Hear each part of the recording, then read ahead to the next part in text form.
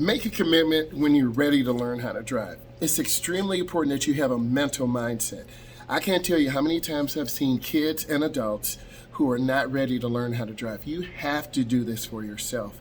Most states in North America have a graduated license system where you're in a permit phase for 3 months, 6 months, 9 months, then you are learning to drive on your own. This is a commitment of yourself. You can't do this for your mom, you can't do this for your dad, your boyfriend or girlfriend, or your significant other. You really have to connect.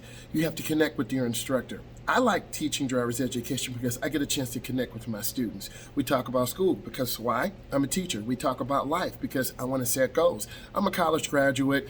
I'm trying to make sure and educate the next generation of drivers. A lot of times you don't really have a purpose. You have to be purpose driven.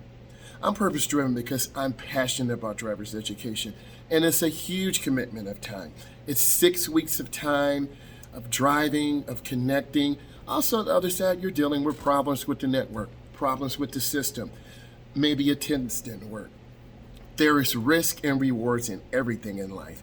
And occasionally, yes, we do have crashes or accidents or fender benders. You as a beginning driver need to be listening to what I'm saying, need to understand that mindset. What is that first drive like? We're gonna come, I'm gonna say hi to mom and dad, I'm gonna ask them what they do, and then we're gonna get into the car. I'm gonna show you how to adjust that seat. I'm gonna show you how to adjust your mirrors. You wanna have a slight bend in your arms, slight bend in your legs. Get that seat right. You need to have thin sole shoes on so you can feel that gas and brake. No thicker shoes, no Timberlands, no older Nikes. You'll slam that brake, and we don't want you to slam the brake.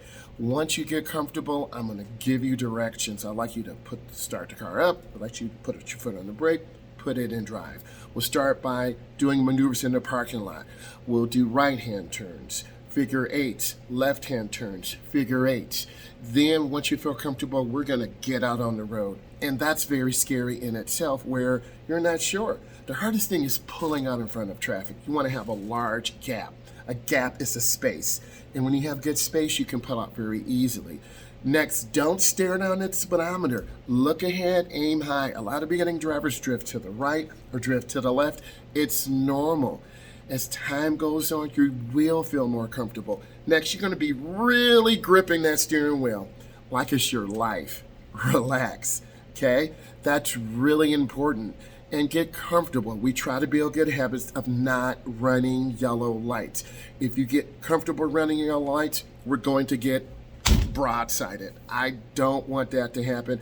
I don't want you to feel comfortable running yellow lights, and it sends a message that you will end up failing your road test. So I'm giving you a perspective. I'm here to help you. Subscribe to my channel.